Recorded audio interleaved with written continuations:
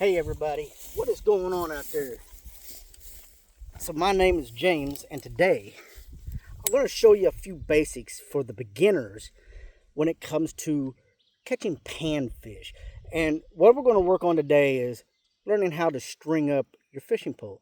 Now, you can go online and find all different kinds of ways to do that, and it's not really necessary. Turns out I have a good way to do it this time because a bluegill ate my hook the other night, so I had to restring it. So we're going to make a video about that. Now, because I had this wrapped around, I'm going to have to start over and figure out how many times I wrapped that around there. And never ever leave your cut fishing line on the ground. It's not good for your lawnmowers or anybody else's. So I have this all jagged up there. You see that right there? We're going to cut that right about that much up above there. I'm going to set that over here to the side real quick. Bam, like that. First things first. Now, we could use swivel. Now, most of you guys know what a swivel is. Most of you do not. And I recommend get yourself a fishing box. Just something basic. Nothing too big for panfish. It doesn't have to be elaborate. I don't have a swivel on me. Actually, I do. I'll show you what this is. Alright. For beginners out there, I don't like swivels. Not for pan fishing. This is a leader here. This is what this is called. This is called a leader. But that is a swivel. And sometimes swivels have clips on them. This one does not. But what I recommend is to pick yourself out a nice size half inch hook without dropping it. Half inch hook, no bigger than that. You see how it lines up on the finger. It's only about halfway down my finger. You see that? Now, instead of using a swivel, because swivels get in the way of the bluegill, though a bluegill can pick it up and eat with it, I'm going to show you a basic knot. It's real simple. Bam, it's called a loop knot. You just loop it, right? And then you kind of flatten it out, and then you loop it around. Something simple like that, and you pull it tight. See how that is?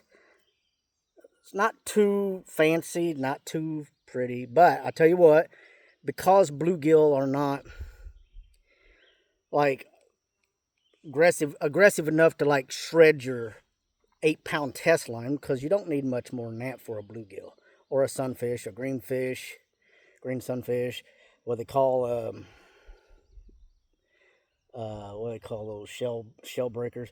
And then you just slide that through there. See how I got that slid through there? Yeah, you just slide it in the hook, right? Through the hole. You put the hook through the loop like that, and you pull it tight like this. And it doesn't have to be perfect. And there it is, right there. Now, you're also going to need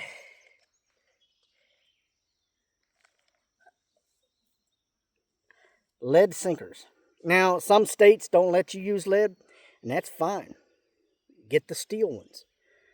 They got different ones. Now, I prefer that you don't use your teeth. Use a pair of pliers. Well, maybe. Give me a second. I thought I had those out, really. Yeah. There they are. Oh no. I got it wrapped around my steel leader, guys. I had to move my steel leader out of the package. Pair of pliers. Now these are actually fishing pliers. They're also wire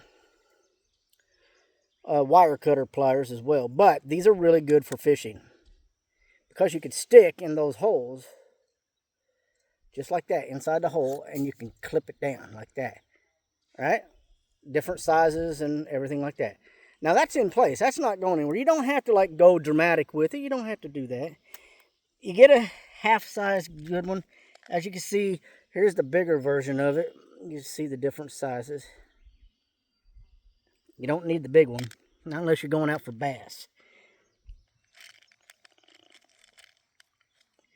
Get a couple of these small ones on there, because you want to at least get out there where it's deep. Right now, it is June, and it is 98 degrees outside, and I'm wearing a long sleeve shirt. And I have to because I got lupus. And be sure to wear the appropriate clothing and to drink water when you're doing this, because people forget to drink water and keep hydrated when they're out in the sunlight. And there you go. It's really just that simple. I like to space them out so they don't get all bunched up. Sometimes they will. Now, I'm going to show you real simple. Some people will tell you to loop the worm in sideways so that it looks like you got a hook there and then you wrap it around and you hook it again. I'll show you what I mean. I use a little red wiggler.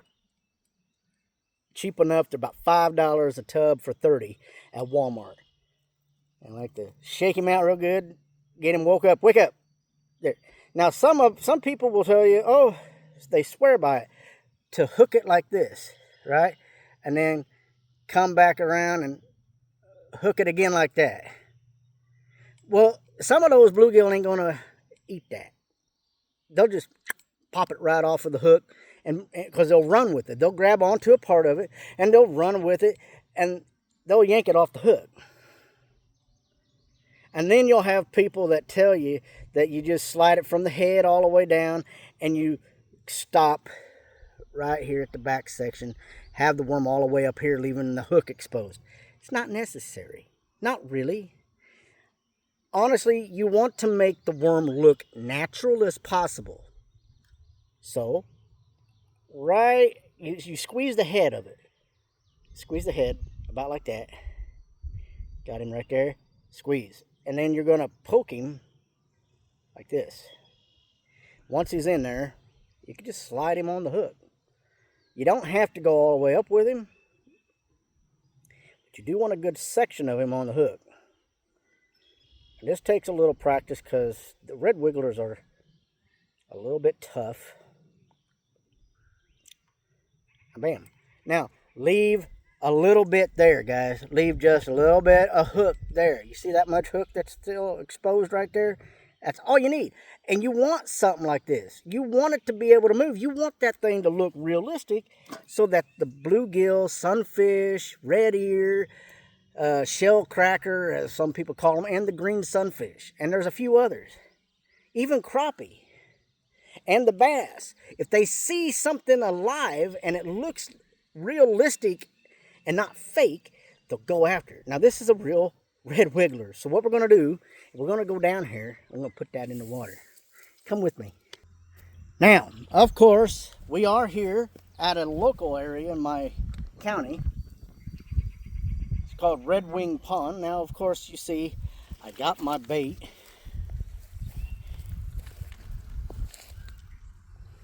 Yeah, I got my bait right there, ready to go out there and do this. Now I'm going to cast it out about 25, 30 feet. That's what we want to do. And then we want to sit down and make sure we get this done right.